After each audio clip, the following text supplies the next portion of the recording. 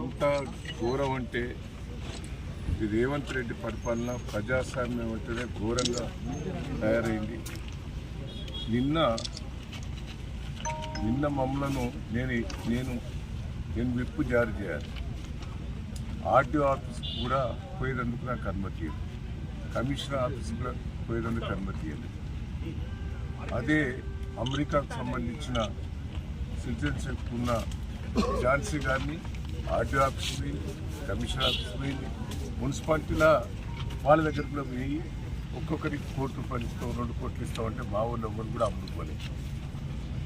భయభ్రాంతులు చేసింది. ఎట్లా ఉంటాయంటే గతంలో నేను 45 ఏళ్ళ నుంచి రాజకీయాలు ఉన్నాను. ఈక్వల్ ఇప్పుడు కేసముద్రం ఉన్నది, ఈక్వల్గా ఉన్న కానీ ఎమ్మెల్యేకు ఓటు సమానం ఉన్నప్పుడు ఓటు హక్కు ఉపయోగించుకునే అవకాశం.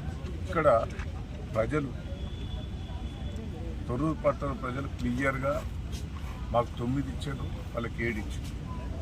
అంటే మేము మెజార్టీ ఉన్నాం, ఈక్వల్ లేవు. సరే ఎమ్మెల్యే ఓటు ఉపయోగించుకున్నదంటే అది కానీ ఎంపీ కావ్య గారు వరంగల్లో ఆమె అప్లై చేసుకున్నది, వరంగల్లోనే నాకు ఓటకు కావాలని ఆమె పిటిషన్ పెట్టుకున్నది.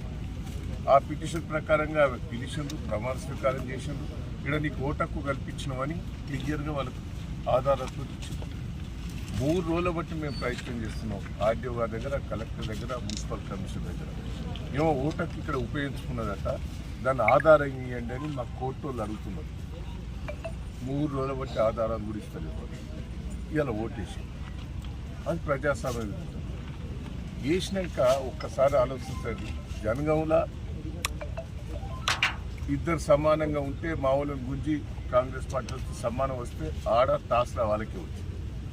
తొర్రూరులో టాస్లా చైర్మన్, వైస్ చైర్మన్ వాళ్ళకే వచ్చింది. అంటే దీంట్లో కూడా మోసం. ఈ టాస్ పెట్టే కాడ కూడా వాళ్ళ అభ్యర్థులనే పేర్లు రాసుకొని వాళ్ళే మొత్తం పెట్టినట్టే మాకు అయిపోతారు. మళ్ళీ చూపెట్టమంటే మా వాళ్ళు అడుగుతా కూడా చూపెట్టే పరిస్థితి లేదు. ఎట్లా తీసిందనే చూపెట్టాడు. అంటే నాకు బాధ అనిపిస్తుంది, ఒక పక్క ఏడుపు కూడా వస్తుంది. ఏంది ప్రజలు ఇంత మాకు పట్టం కట్టిన తర్వాత ఎందుకు ఇట్లా చేస్తున్నారు ఈ ప్రభుత్వం, మరి అధికారులు ఇట్లా ఎందుకు చేస్తున్నారు? నన్ను తీసుకొచ్చి నన్ను ఎందుకు తీసుకొచ్చి ఇక్కడ పోలీస్ స్టేషన్ మా వాళ్ళందరినీ అరెస్ట్ చేసినాడు.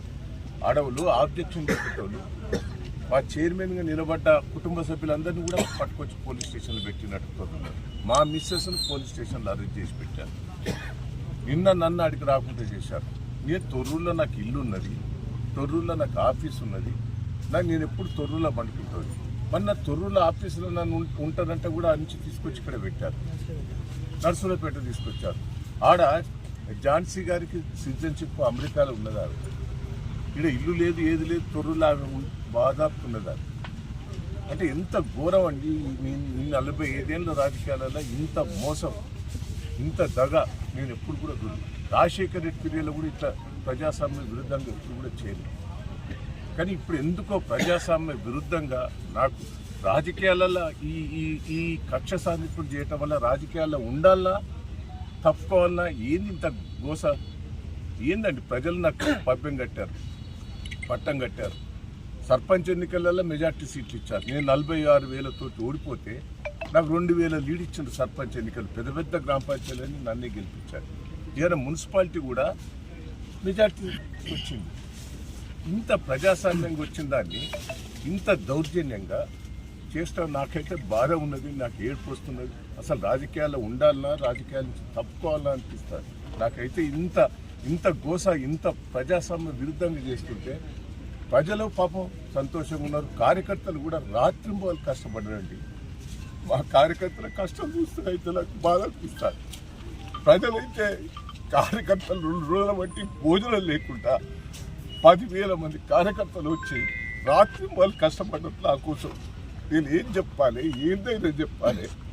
ఎట్లా ఇంత విరుద్ధంగా చేస్తా అంటే రాజకీయాలలో నేను ఉండాలన్నా పోవాలన్నా నాకైతే బాధ ఉంటుంది. దయచేసి ఏంది దౌర్జన్యం? పోలీసు వాళ్ళు కూడా దయచేసి ఇట్లా చేయటం కూడా మంచిది కాదు. కేసీఆర్ని చూస్తే ఒక పక్క అభిమానం, దయానంద్ చూస్తే అభిమానం ప్రజలు. కానీ ఇంత అరాచకాలు చూస్తుంటే నాకైతే ఏమన్నా చెప్పండి. నా కార్యకర్తలకు ఏం జవాబు చెప్పుకోవాలి? కార్యకర్తలకు నేను ఏం జవాబు చెప్పాలి? పాపం తెగించి పనిచేసారు ఈ రోజులు. జై తెలంగాణ, జై తెలంగాణ, జై తెలంగాణ. వర్ధిల్లాలి కేసీఆర్ గారి నాయకత్వం, వర్ధిల్లాలి కేసీఆర్ గారి నాయకత్వం. Congress down, Congress down, Congress down.